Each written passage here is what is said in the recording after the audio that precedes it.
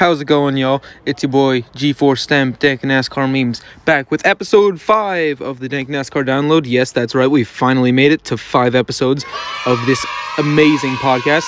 I'd like to thank you all who are listening to this. Happy New Year's, everybody. Just finished up 2021. 2022 is looking to be a huge season for NASCAR. The debut of the next-gen car. We got teams like Trackhouse Racing and 2311 Racing adding second car. We got new teams like Colleague Racing having one full-time car, one part-time car, and so many other more news. You got Spire Truck Team. We've got Todd Gilliland going to Cup. There's just so many new storylines entering the 2022 season. But for this episode, I'd just like to do a quick recap of 2021. Last time I recorded was before Martinsville, so let's do a little recap of that and of the season in general. So obviously at the end of 2021, Kyle Larson's cap to a dominant season. He had 5 wins in the playoffs, 4 wins in the last 5 races, I believe. Hendrick Motorsports winning 5 races in a row towards the end. And finally, it seems like we haven't had one in a while, a finally deserving champion that's like clear-cut. Other one that I can think of is probably Martin Truex Jr. in 2017, but him and Larson in 2021 finally have a nice deserving champion who's been dominant all season long, been the best car, the best team. Good to see Kyle Larson come back after what happened last year and win himself a NASCAR Cup Series championship. He's obviously one of the most talented drivers in the garage, if not the most talented driver in the garage. And by far had the best car, the best team, the best execution as we saw on pit road. And Hendrick Motorsports just really pulled through. Speaking of Hendrick Motorsports, I just found like something maybe a little bit fishy. I mean, I'm not trying to be like a hater or anything. They were pretty clearly the best team in the garage all season long. But for those of you who don't remember, NASCAR launched an investigation into Hendrick Motorsports after they went on that dominant tear.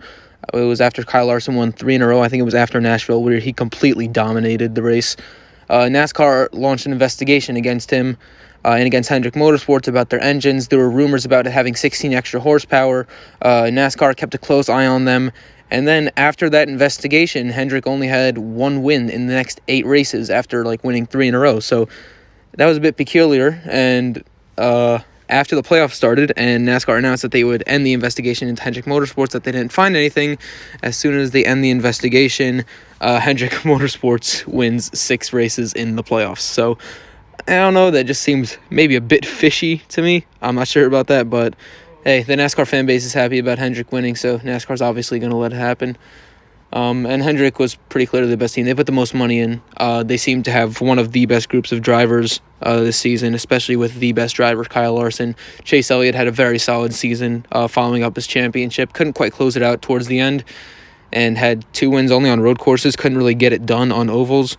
Alex Bowman obviously had a breakout season with 4 wins. I mean, breakout, I guess you could call it. I mean, he was still 14th in points and didn't have a good rest of the season outside of those 4 wins. William Byron had his best season by far. He had that win earlier in the year at Homestead, and that first half of the season, he went on 11 straight top 10s, and the streak was broken by an 11th place finish, I think. So, yeah, William Byron, Alex Bowman, Kyle Larson all had the best seasons of their career. Chase Elliott, maybe a bit of a championship hangover, as I mentioned in one of my previous episodes. But overall, great year for Hendrick Motorsports. Whether you could discuss whether they were cheating or not, about them suddenly winning as soon as NASCAR's investigation ended, you could argue whether that was fishy or not. But yeah, great year for Hendrick Motorsports in general. So just a recap of what I talked about after my last episode. Last episode, I predicted that Martin Truex would be the 4th driver to make it in the championship 4 after Larson, Elliott, and Hamlin. I predicted that correctly, of course, because your boy is just absolute boss at predictions. I don't know if I've ever told y'all a story. This little story I have. NASCAR betting. NASCAR betting it's not that popular nowadays, but I feel like I can make easy money off of it since I can predict the outcomes of races a lot. The Daytona 500 in 2021, I put down like $30 or so. I spread out my bets between certain people. The favorites like Denny Hamlin, Ryan Blaney. I put several dollars on them, but like people like underdogs who I knew are good at super speedways, like Michael McDowell. I put a $1 bet on Michael McDowell and it cashed out for $55. So I still earned some decent money off of that. But Also, when I went to Watkins Glen, my friend was not that interested in NASCAR. He'd never been to a race before, knew nothing about it.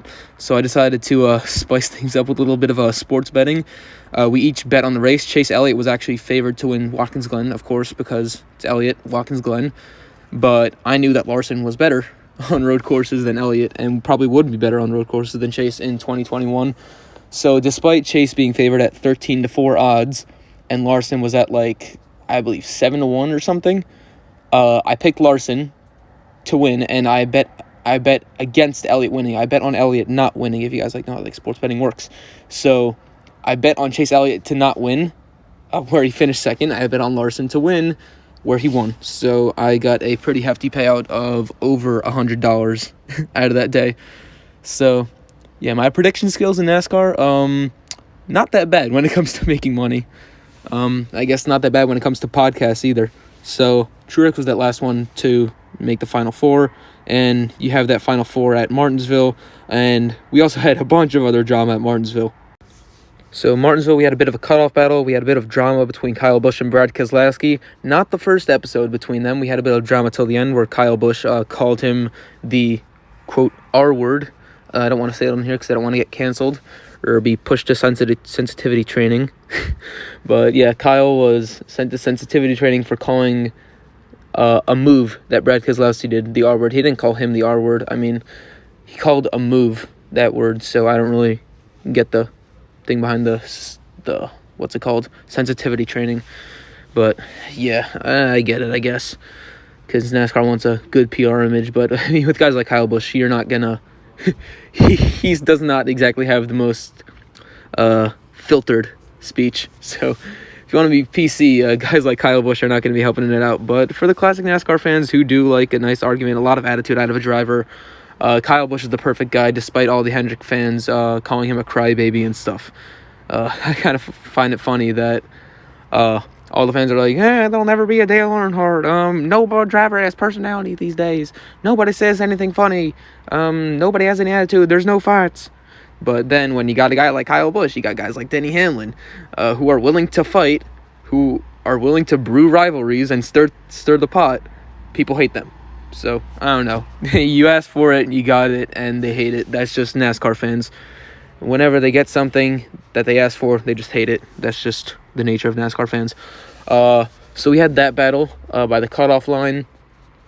A bit of a scare for Denny Hamlin at the end after that whole Alex Bowman incident, which, as a Denny Hamlin fan, that one definitely hurt.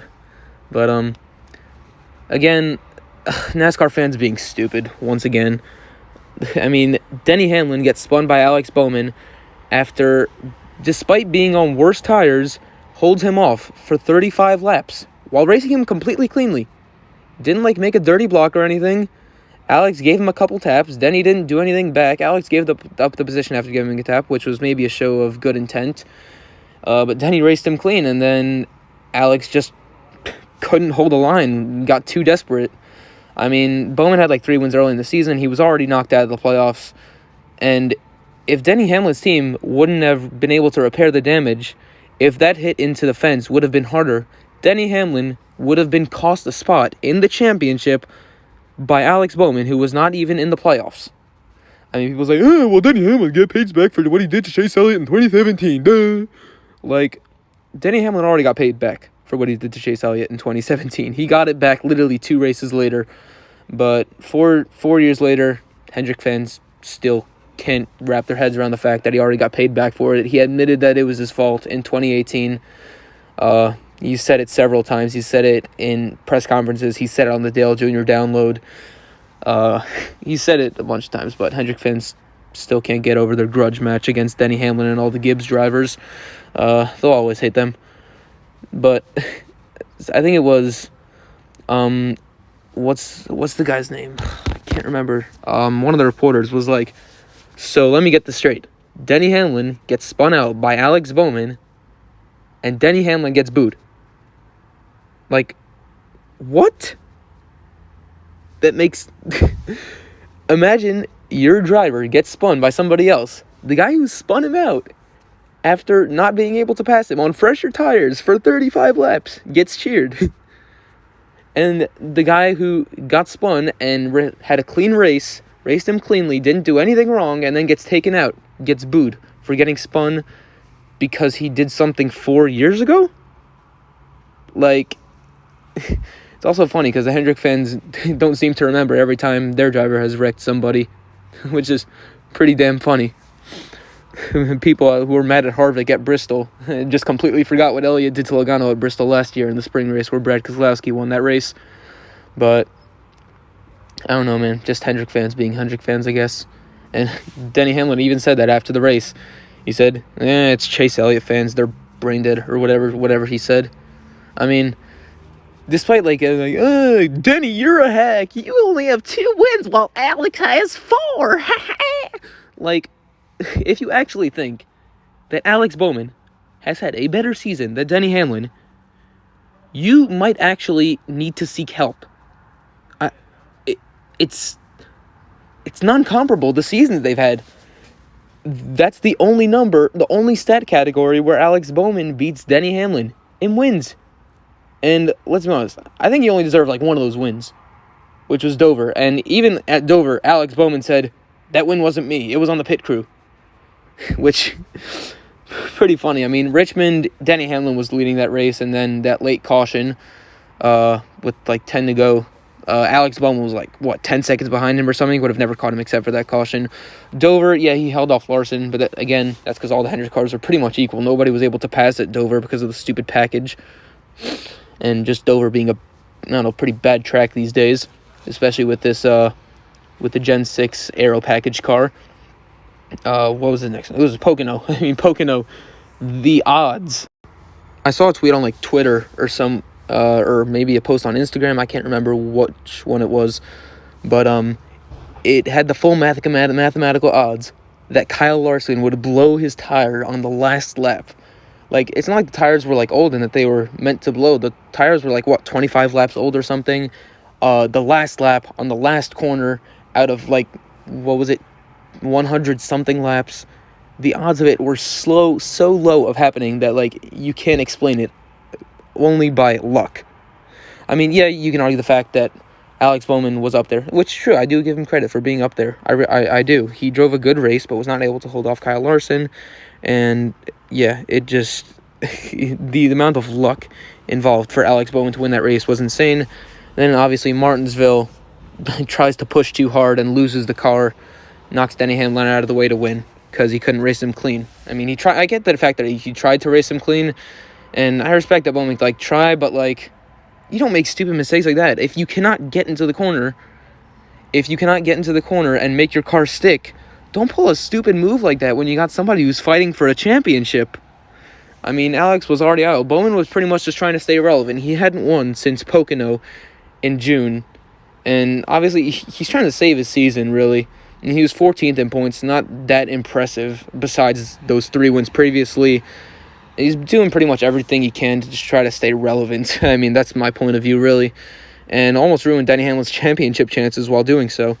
So, I don't know. The whole incident, I don't get how on earth people are going to blame Denny Hamlin for that. What's Hamlin supposed to do? Not get spun?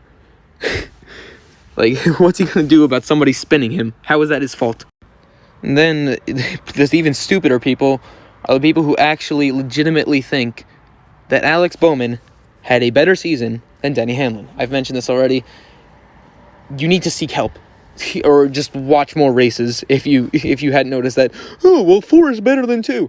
Oh yeah, you know what's also better than 2? A bigger point difference? I think it was 476 points between Hamlin and Bowman in the non-playoff standings. 476 points. That's unreal. I mean, people get mad at Denny Hamlin for calling him a hack. But Denny, in his post-race interview, look at the facts. After listening to his interview, he did not speak a single lie in there. He said he got his ass kicked by his teammates every week, which he did. He was the worst Hendrick car. All the other Hendrick cars, despite William Byron having a terrible second half of the season compared to his first half, all the other Hendrick cars were, I believe, maybe top 8. Definitely top 10, maybe top 8 in points. And then there's Alex Bowman sitting back in 14th behind both of the Richard Childress Racing cars, who each of them were winless. I mean, you look at the stats, he has 4 wins, yeah. But in those 4 wins, he had 161 laps combined. In each of those wins, that means he averaged about 40 laps led. In 3 out of 4 of those wins, he led less than 20 laps. Like, and then in his season, he had 8 top 5s on the season and 4 wins. Half of his top 5s were wins. If he wasn't winning, he was rarely finishing in the top 5. Like, it's just insane. And like I just said, Hamlin mentioning his ass getting kicked by his teammates every week. Let's just take a quick look at the stats. So these are just the stats within the Hendrick cars. Let's look at average finish first. Larson, obviously the best, at 9.1 average finish. Elliott, 10.7. Byron, 13.7. Bowman, 15.1. Yeah, and guess who did have the best average finish in the Cup Series? You guessed it, Denny Hamlin. Kind of a bit ironic. Let's look at laps led. Larson obviously had the most laps led in a single season in the modern era, 2,581. Elliott almost got to 1,000. He had 952. Byron led most of his laps early in the season. He led 425. And then you got Bowman with 161, as I mentioned before. So, yeah. Third stat category, average running position. Look this up on stats, NASCAR.com. You've got average running position, Larson, 8.6. Elliott, 9.5. Byron, 10.3. And then you have Bowman at 14.3. And guess who did have the best average running position in the Cup Series? That's right, Denny Hamlin. Who would have guessed? Driver rating. Let's look at a driver rating, which accumulates basically finishes, average running position, green flag passes, all that stuff. Larson at 112.4.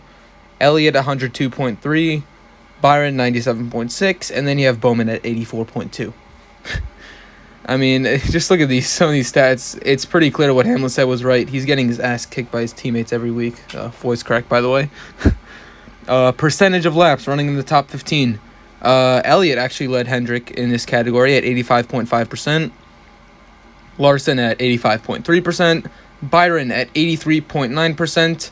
All those are like in the 84-85 range. And then Bowman is at 72.3%, which is more than 11% less than all of his teammates.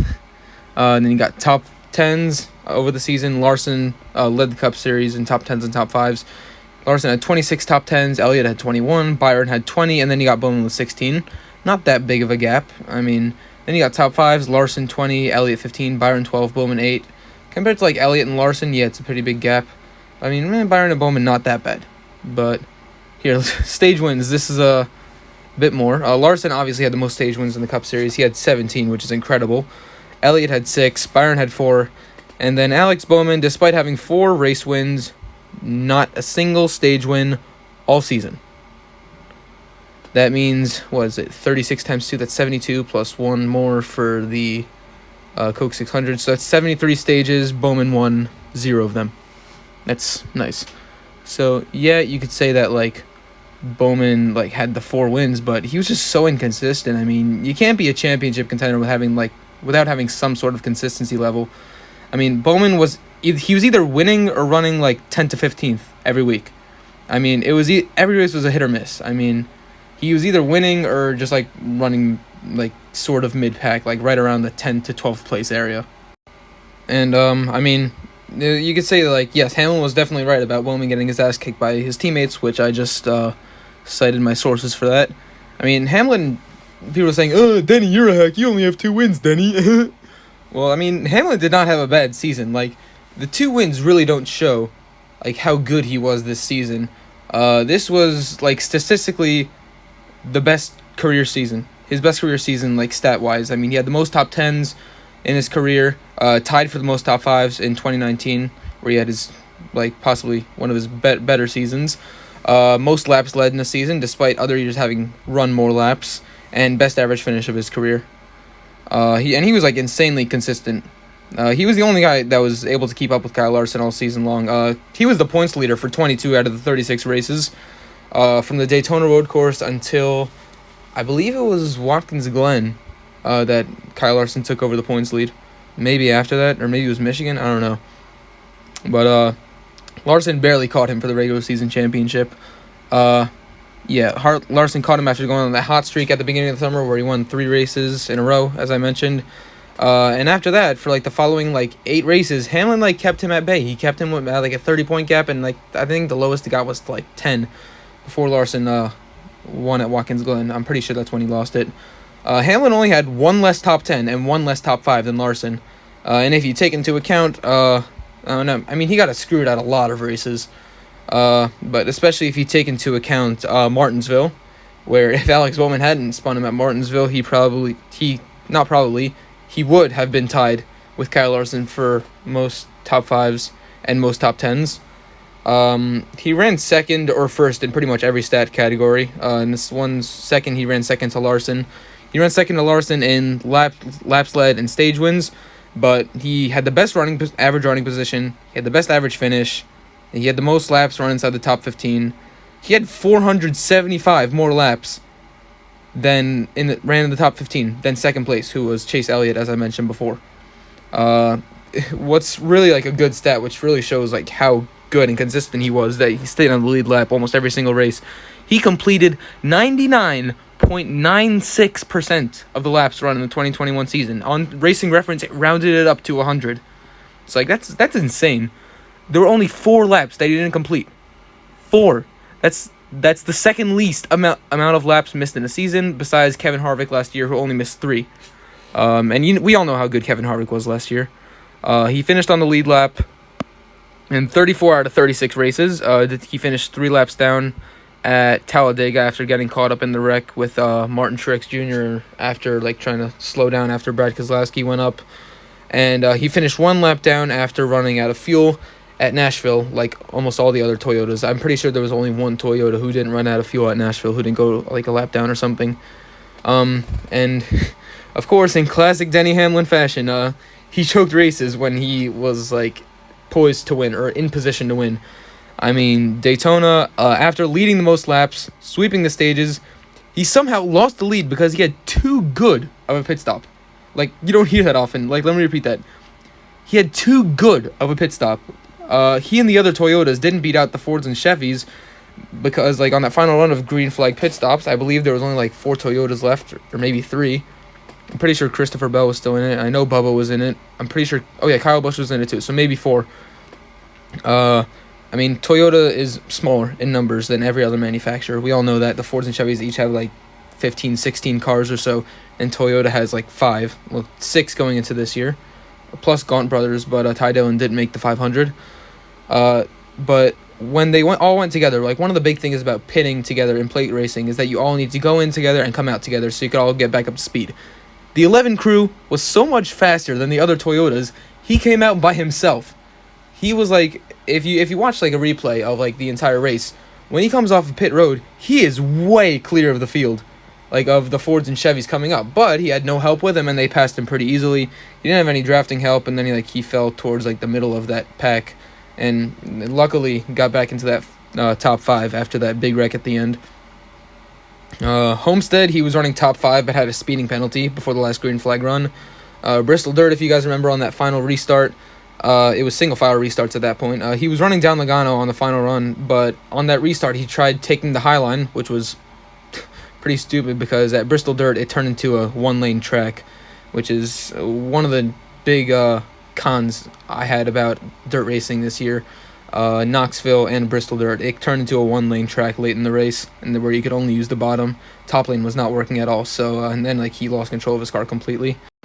Then at the first Martinsville race, the spring race, he led over half the laps. That's over 250 laps. I'm not exactly sure of the number. I could go look it up, but I'm too lazy. But he just didn't have the long run car that could keep up with Truex. That wasn't really unlucky. I mean, that was just not really having the right car. So I mean, I can't really blame that on being unlucky. Then another short track, Richmond. He was the best car all day, sweeping the stages, leading over half the laps again.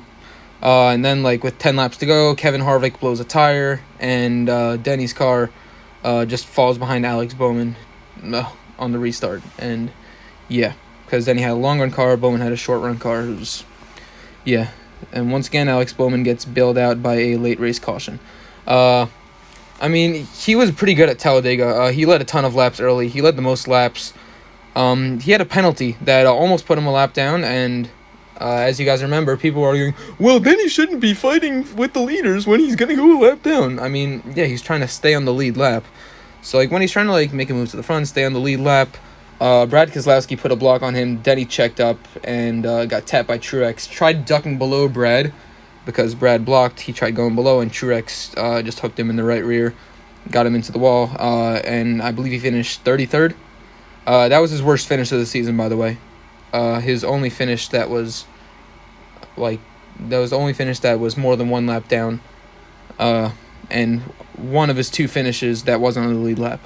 So then we know Kansas, he was battling Kyle Larson for the lead with 30 to go, hit the wall because, I mean, Kansas, dirty air don't go well together because of stupid fucking 550 patch, and excuse my French.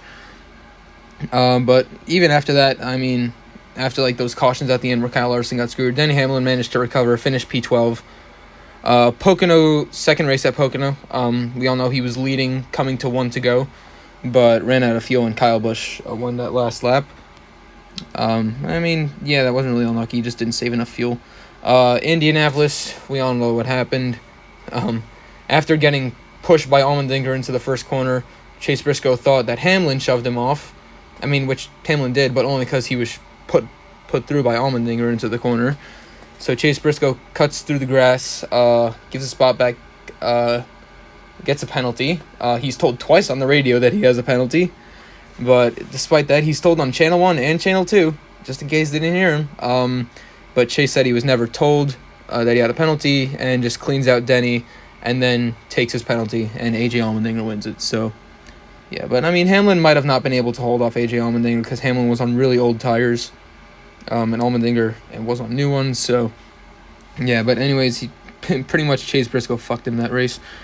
Bristol in that race, I mean, we were before the whole like Elliott and Harvick thing. It was Larson versus Hamlin for the lead early on, and Hamlin actually had to go pit because he had a right front tire rub, racing Larson for the lead. Because I mean, bumping is like part of short track racing, like even like little nudges. But with the sheet metal and the non-composite bodies, the sheet metal like gets slightly touched, it literally dies and cuts the tire. So. Yeah, and you can't beat and bang for the lead, as we saw with Harvick and Chase Elliott, as we saw with Denny Hamlin and Kyle Larson, and at multiple other occasions on short tracks where if one person like gets barely nicked right by the fender, then their tire just dies. And as we know, second Martinsville race, he was leading, racing Bowman pretty fair. I mean, Denny Hamlin was on older tires. It was like 35 laps to go. He held the outside, gave Bowman the inside. And, I mean, Alex Bowman just decided he wasn't patient enough and just sent it too hard through that corner and got loose, taking out Hamlin, and who wasn't even locked into the championship 48. He was still racing for a spot. I mean, if he hit the wall harder and the 11 crew didn't fix up Denny's car and get him on the lead lap finish, then Hamlin could have missed the Final Four due to a non-playoff driver taking him out. So, we all know Martinsville was, I mean, it was pretty much Hamlin's race to win. I mean, he had held him off for 35 laps. Bowman wasn't going to pass him any other way, so he just took a long shot to try and stay relevant. Phoenix, I mean, yeah, we all know what happened at Phoenix. The Gibbs cars were 1 and 2 at Phoenix. Denny Hamlin had a car that was coming alive in the long run, catching Truex. And then, of course, MBM car just goes sicko mode. Thanks, David Starr and all the mechanics at MBM who can't put a functional car together. Yeah, that's at least, like, 4 races. At least 4. Like, you can argue that there's more, but at least 4 of those that he should have won, and where he got unlucky or he got screwed by something that wasn't his fault. I mean, he could have had, like, 5 to 8 wins this season, easily, if things had gone his way. I mean, yeah, so the wins columns just didn't add up for him. I mean, you look at the beginning of the season, he was so dominant. I mean, like, 8 top 5s in 9 races to start the season? Like, are you kidding me? Like, that's insane. I think it was, like, only done, like, once before or something. And all things considered, I mean, Alex Bowman fans, when you look at when they called Denny a hack, I mean, Denny's season was a hack. He led the second most laps, had the best average finish, best average running position, second most top 10s, second most top 5, yet has the 6th most wins. I mean, that kind of sounds like a hack to me. Anyways, taking a step away from this whole Denny Hamlin, Alex Bowman argument, I'm going to stop ranting as a Hamlin fan, or as a logical NASCAR fan who clearly knows that Denny Hamlin had that race and that he has had a better season than Alex Bowman. All right, I'm just going to stop now.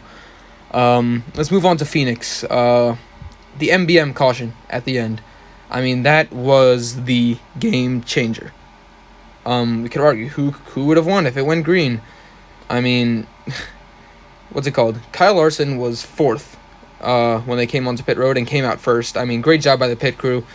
I mean, NASCAR's a team sport. I've been saying it for a long time.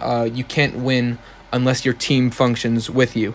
And that is exactly what that number 5 crew did. Cliff Daniels made the right adjustments all day to try and make that car better in the long run. And it only started well out in the short run. Try to get it better than the 9 car. And of course, that pit crew on the final stop, they were fast. I think that was like one of the best stops of the season, if not the best stop of the season. I'm pretty sure it was the best. But yeah, and also like the advantage of being first in the pit stall. I mean, good qualifying effort due to a good short run car. I mean, the team set up for the short run. They had a good qualifying effort. They didn't need to like get tire temps in and let the car settle in. Great qualifying, which gave them the first pit stall. I mean, if they hadn't had the first pit stall and had to get up to speed, they might have come out behind Denny Hamlin and probably would have passed him since Hamlin had a long run car anyways. But yeah, the advantage of being in the first pit stall was huge. We could have argued who would have won if it went green. Martin Truex, I believe, was the leader. Chase Elliott was running second, but was being caught by Denny Hamlin, who was also catching Truex. Denny Hamlin had the best like long run car all day. Truex, the run before the Anthony Alfredo caution, Hamlin had the best. Truex was actually really struggling in the long run. He pitted early, and that's what put him out front when the Alfredo caution came out. But James Small and the 19 crew made great adjustments to make that car good in the long run, but it still wasn't where that 11 car was. That 11 car was just coming alive in the long run. Definitely would have passed the 9. It would have been a good battle with the 19. I think, like, what's it called? I would have guessed that they maybe would have caught each other with, like, 10 to go, and it would have been the 2 Gibbs cars against each other for the championship. That would have been fun to see. 2 teammates battling it out for the championship. That would have been a good show.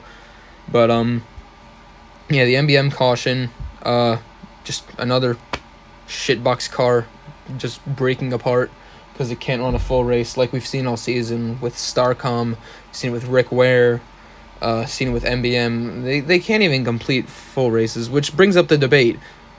Should, like, garbage cars who can't go a full race without technical issues be allowed to race? If you're listening at this point, well, first of all, I appreciate it listening to the podcast, and write down in the comments, should garbage cars who cannot make a full race without technical issues be allowed to race? I mean, it's something I've been critical against for a long time. I think I've always been said, like, fixing the 4-car rule for a team and moving it to, like, 5 cars or maybe 6 would fix this problem. But, yeah. Put your comments in the comment section down below. So, Gibbs cars being set up for the long run. Were they set up to fail? We just mentioned that a lot of these shitbox cars cannot make a full race. We can't have green flag runs in the Cup Series anymore with garbage teams like Starcom, Rick Ware, MBM, plus you got Anthony Alfredo in there too. They literally crash every single week and could barely finish a race. We've seen them all year that the Cup Series has rarely had any green flag runs lasting longer than 45 minutes. I mean, that's pretty much a fact. Truex's car was, as I mentioned, like pretty garbage in the long run before the Anthony Alfredo caution. When he pitted right before the caution, they made good adjustments to make it better in the long run, and it was better in the long run. They pulled away from the Hendrick cars. They pulled away from Denny Hamlin. They still had pretty decent short run speed, and they got up a sizable lead before that MBM caution. Truex had a good short run car to catch up to Larson, but I think maybe if the race would have run like 5, maybe 10 laps longer, I think Truex would have caught him. The green flag run was 25 laps. I think anything more than 35, Larson would have started to fade. Denny Hamlin's car was definitely the best out of the championship for when it came to like really long runs. When it went like 60, 70, 80 laps, Hamlin was clearly the fastest. Right as he was starting to make up ground in long runs, both when the Alfredo caution came out and then the MBM caution for David Starr came out after the brake rotor or whatever it was broke. Before the Alfredo caution, Hamlin had passed Truex, then passed Larson, and was closing in on Chase Elliott. After he got absolutely murdered on the restarts because his short run speed was non-existent, he'd started to settle in and was gaining ground on Truex in that final run and Elliott. After the Alfredo caution, he was definitely better in the long run, and the adjustments definitely helped him. But Hamlin was still quicker than him and gaining ground when David Starr. Of course, David Starr. We've seen David Starr other times this season in the Xfinity Series screw over drivers. The one at Homestead wasn't really his fault that he blew a tire. But the one where I believe it was Tommy Joe Martins almost won a stage at Richmond, and then David Starr had to happen. Imagine if Tommy Joe Martins would have won that stage. By the way, that would have been insane. But yeah, when they had the caution, we saw the in-car camera of Denny's reaction to the caution. He held his hands up in the air. He was questioning why. He's like, why? You could see he had a beaten up look on his face because he knew that if that race went green to the finish, he probably would have had a good shot at passing Truex for the title. They probably would have been in striking distance with maybe 10 to go, 5 to go. And then on pit road, he just got beaten by the 5 crew. They were very good. Props to them. Came off second, but you wouldn't think second place off of pit road is that bad, especially with being able to duck down to the dog leg on the restarts. But like I said, he got murdered on the restart because his car had no speed in the short run. Towards the end of the race, you saw him really starting to push and take really aggressive lines, and he was actually making ground on the leaders. He passed Chase Elliott for third, but time just ran out. 25 laps wasn't enough time for his car to settle in. And yet another year that Denny Hamlin loses a championship for something that wasn't the driver's fault. In terms of Larson, we all know Larson had probably the worst long run car all day. And was only really good on short runs, which is the only thing that happens in the Cup Series when you can't go 75 laps without somebody losing talent or a car just breaking apart. The car being set up for short runs I think it's one of the main reasons they won the race. And JGR's long run setups is what killed their shot at a championship. Especially with these next-gen cars, more likely to spin out and bring out cautions. I feel like the crews next year should probably take note that they should set up the cars for the short run. I think that's a very good strategy, especially at the beginning of the year when drivers are still going to be figuring out this next gen car in 40 car packs. Some of them are still going to get used to it. Those who hadn't run a lot of tests, it's gonna be different. It's gonna be weird. I feel like a lot of the teams at the beginning of next year, for maybe the first 10 races on the schedule, should focus on setting up their car for the short run, because I think those are much more likely to happen than long runs. This may not apply only for Phoenix in the championship, but for a lot of races this upcoming season. But anyways, after Phoenix, congrats to Kyle Larson on the championship. Very much deserved, which I don't get to say much nowadays about NASCAR champions. He had one of, if not the most dominant season in the modern NASCAR era.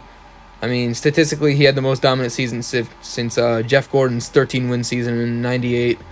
Harvick's 2020 season and Jimmy Johnson and Jeff Gordon's seasons in 2007 come close, but nothing compares to the sheer dominance and the amount of laps led and spent near the front like Larson had this past year. He was very clearly the best driver in the field, with the best car in the field and the best crew in the field. We saw at Phoenix he had the best crew in the field. When you combine those three together, that's what wins championships. You need a good car, you need a good crew chief, you need a great driver, and those are the pieces of the puzzle to what wins a NASCAR championship. And when you look at the season, he barely had any competition. He was in his own zip code. You could argue that maybe Denny Hamlin was somewhat of a competition. He was only 37 points behind him in non-playoff standings or something. But everybody else was miles behind Larson and Hamlin in terms of consistency and the gap in points. You got Hamlin, who was, I believe, minus 37, like I just said. You got Larson, who's the leader. And then, third in points, Chase Elliott. Kyle Larson was leader. Denny Hamlin was minus 30, whatever. Chase Elliott, third in points, was minus 245 points. That's insane. And Chase was his teammate. He's in the same car, the same equipment, with a 245-point gap.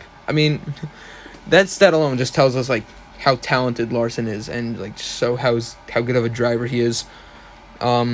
Anyways, I think that's gonna wrap up the show. We're almost at 40 minutes right now. Yeah, now we're gonna reach 40 now. So I'm gonna sign off here. This has been your boy Dank NASCAR Memes, G4 Stemp. I look forward to next episode. We might have a guest sometime soon.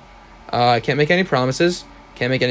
But be sure to tune in because the next episode is going to be fun. I'll see you guys later.